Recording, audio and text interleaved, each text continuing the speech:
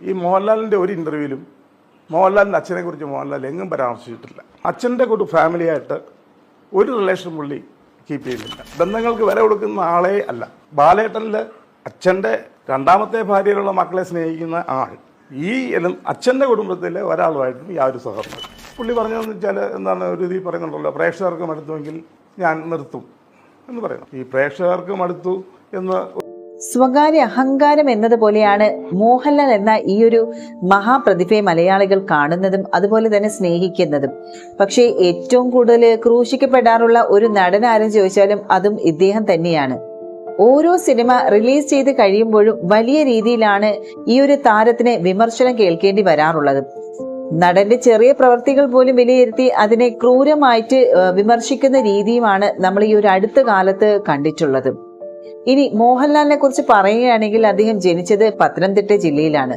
പിന്നീടാണ് അദ്ദേഹം ഈ ഒരു ട്രിവാൻഡ്രത്തേക്ക് താമസം മാറിയതും. സ്വന്തം എന്ന് പറയാന്ന് വെച്ചാൽ അദ്ദേഹത്തിന് അമ്മ മാത്രമേ ഉള്ളൂ. അമ്മയെ കുറിച്ച് പറയുമ്പോഴെല്ലാം നടൻ വളരെയധികം വാചാലയാകാറുണ്ട്. അതിന്റെ ഇന്റർവ്യൂസ് ഒക്കെ നമ്മുടെ ഒരു സോഷ്യൽ മീഡിയ പ്ലാറ്റ്ഫോമിൽ നിറയുണ്ട്. ഈ ഒരു കുറച്ച് വർഷങ്ങൾക്ക് മുൻപായിരുന്നു അദ്ദേഹത്തിന് പിതാവിനെയും അതുപോലെ സഹോദരനെയും നഷ്ടമായത്. എന്നാൽ ഇപ്പോഴിതാ ലാലേട്ടനെതിരെ ഗുരുതരമായിട്ടുള്ള ആരോപണങ്ങൾ ഉന്നയിച്ചുകൊണ്ട് എത്തിയിരിക്കുകയാണ്. അതായത് ഈ ഒരു മോഹൻലാൽ ബന്ധങ്ങൾക്ക് വില കൽപ്പിക്കാത്ത ഒരാളാണെന്ന് പറയുകയാണ് അദ്ദേഹത്തിന്റെ പിതാവിന്റെ സഹോദരപുത്രനായ ബിജു ഗോപിനാഥൻ നായർ. ഈ മോഹൻലാലിൻ്റെ ഒരു ഇൻ്റർവ്യൂവിലും മോഹൻലാലിൻ്റെ അച്ഛനെക്കുറിച്ച് മോഹൻലാൽ എങ്ങും പരാമർശിച്ചിട്ടില്ല. അച്ഛൻ്റെ കൂട്ട് ഫാമിലിയായിട്ട് ഒരു റിലേഷൻ പുള്ളി കീപ്പ് ചെയ്യുന്നില്ല. ബന്ധങ്ങൾക്ക് വില കൊടുക്കുന്ന ആളേ അല്ല. ബാലേട്ടനിൽ അച്ഛൻ്റെ രണ്ടാമത്തെ ഭാര്യയിലുള്ള മക്കളെ സ്നേഹിക്കുന്ന ആൾ ഈ അച്ഛൻ്റെ കുടുംബത്തിലെ ഒരാളുമായിട്ടും യാതൊരു സഹകരണം.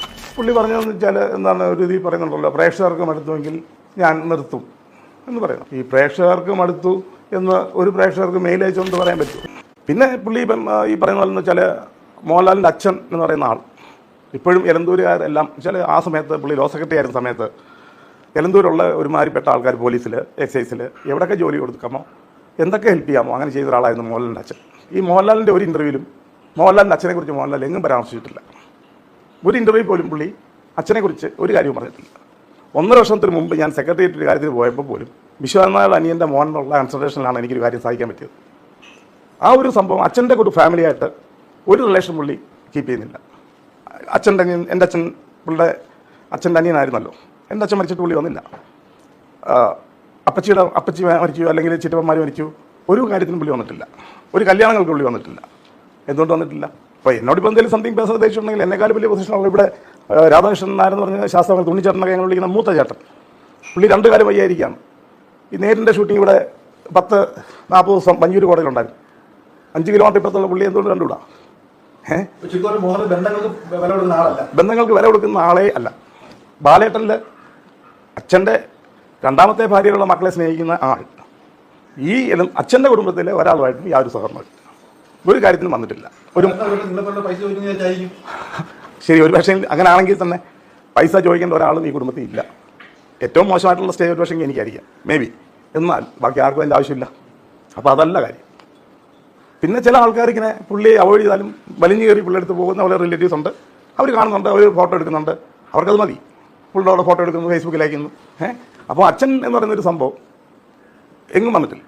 അതിന് നമുക്ക് ഒരിക്കലും ചില അച്ഛൻ്റെ കുടുംബക്കാർ ഇപ്പോൾ ഒരു കാര്യത്തിന് പുള്ളിയെ വിളിക്കാറില്ല. കാര്യം ഒരു ഫംഗ്ഷനും പുള്ളിയെ വിളിക്കാറില്ല. ഒരു കല്യാണം വന്നാൽ പോലും പുള്ളിയെ ഇനി വിളിക്കേണ്ട കാര്യമില്ല. കാര്യം പുള്ളി വരത്തില്ല.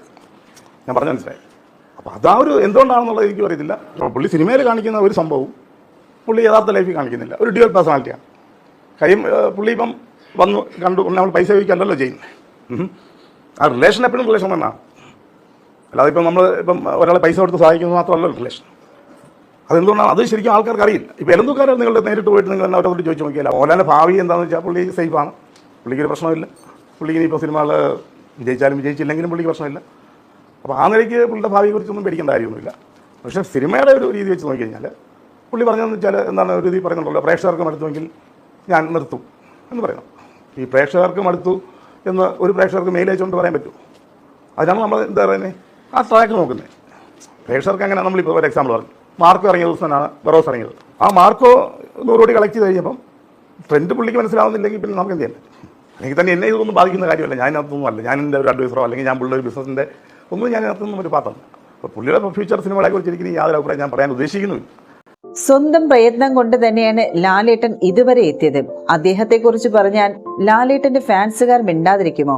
പ്രതീക്ഷിച്ചതുപോലെ തന്നെ ഈ ഒരു വീഡിയോയ്ക്ക് താഴെ നിറയെ വിമർശനങ്ങളാണ്.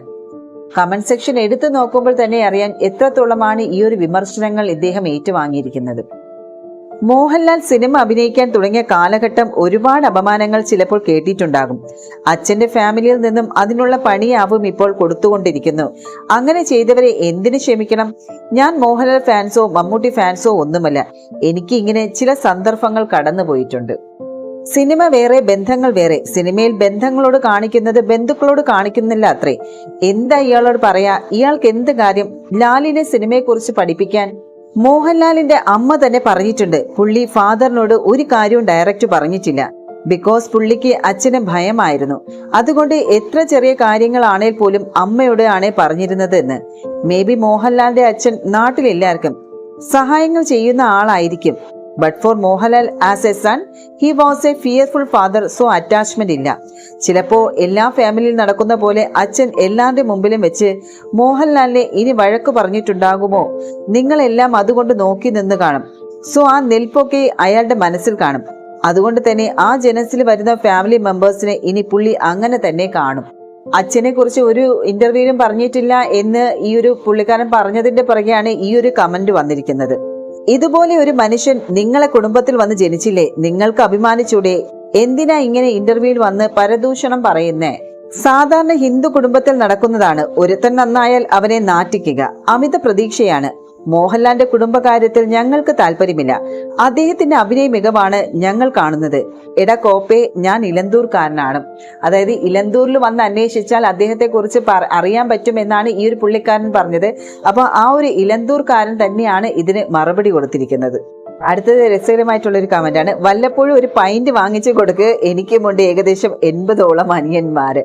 അപ്പൊ അനിയനെ ഇവിടെ ആക്കുന്നതാണ് കേട്ടോ. അടുത്ത ആളുടെ ഒരു കമന്റ് ആണ്, അസൂയ മൂത്ത് പ്രാന്ത് വന്ന ആള്, വെറുതെ അല്ല ലാലേട്ടൻ മാറി നടക്കുന്നത് എന്നുള്ളത്. സിനിമയിൽ കാണിക്കുന്ന സംഭവം പുള്ളി യഥാർത്ഥ ലൈഫിൽ കാണിക്കുന്നില്ല. ഒരു ഡുവൽ പേഴ്സണാലിറ്റി ആണ്. എടോ, സിനിമയിൽ കാണിക്കുന്നത് ആക്ടിങ്, ജീവിതത്തിൽ കാണിക്കുന്നത് റിയാലിറ്റി. വളരെ കറക്റ്റ് ആയിട്ടുള്ള ഒരു ഫാക്ട് അല്ലേ? സിനിമയിൽ കാണിക്കുന്നത് പോലെ അല്ലല്ലോ നമ്മൾ റിയൽ ലൈഫിൽ കാണിക്കുന്നത്.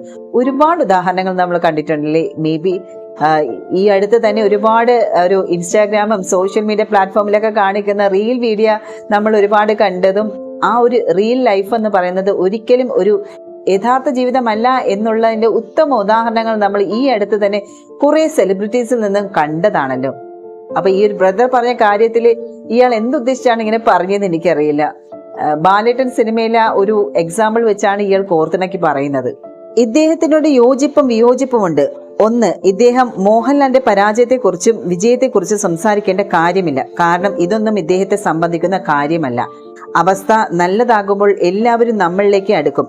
അവസ്ഥ മോശമാകുമ്പോൾ 90% ജനങ്ങളും അകന്നു പോകും എന്ന യാഥാർത്ഥ്യം താങ്കൾ മനസ്സിലാക്കുക.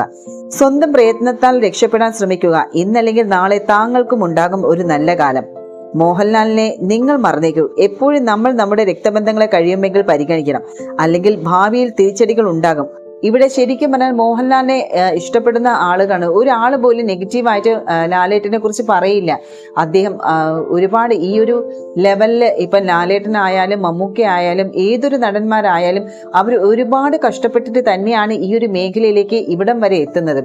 പുറകോട്ട് നോക്കുവാണെങ്കിൽ പിന്നിൽ ഒരുപാട് ഹാർഡ് വർക്ക് ഉണ്ട്. ഒരുപാട് ദുരിതങ്ങളും അവർ അനുഭവിച്ച് തന്നെയാണ് ഈ ഒരു ലെവലിൽ ഈ ഒരു പൊസിഷനിലും എത്തിയത്. ഇത്രയും പ്രയത്നം, സ്വന്തം പ്രയത്നം കൊണ്ട് ഈ ഒരു ലെവലിലെത്തിയ ആ വ്യക്തികൾക്ക് പുറകീന്ന് ഇതുപോലെ എന്തെങ്കിലുമൊക്കെ മോശം വാക്കുകൾ പറയുകയാണെങ്കിൽ ആർക്കും അക്സെപ്റ്റ് ചെയ്യാൻ പറ്റും. കാരണം നമ്മൾ സ്നേഹിക്കുന്നത് അവരുടെ ആ ഒരു അഭിനയത്തെയാണ്, അല്ലാതെ അവരുടെ കുടുംബജീവിതത്തെ അല്ല. കുടുംബജീവിതം എന്ന് പറയുന്നത് അദ്ദേഹം എങ്ങനെയോ ആയിക്കോട്ടെ, അതൊന്നും നമ്മൾക്ക് അറിയേണ്ട ആവശ്യമില്ല. നമ്മളിവിടെ അവരുടെ പ്രതിഭ അല്ലെങ്കിൽ അവരുടെ അഭിനയ മികവിനെ കുറിച്ചാണ് നമ്മളിവിടെ ഇഷ്ടപ്പെടുന്നതും എടുക്കുന്നതും. അതുകൊണ്ട് തന്നെ ഈ ഒരു ഇന്റർവ്യൂവിൽ അദ്ദേഹം പറഞ്ഞ കാര്യങ്ങൾക്ക് യാതൊരു രീതിയിലുള്ള പ്രസക്തി ഇല്ല എന്ന് തന്നെ വേണം കരുതാൻ.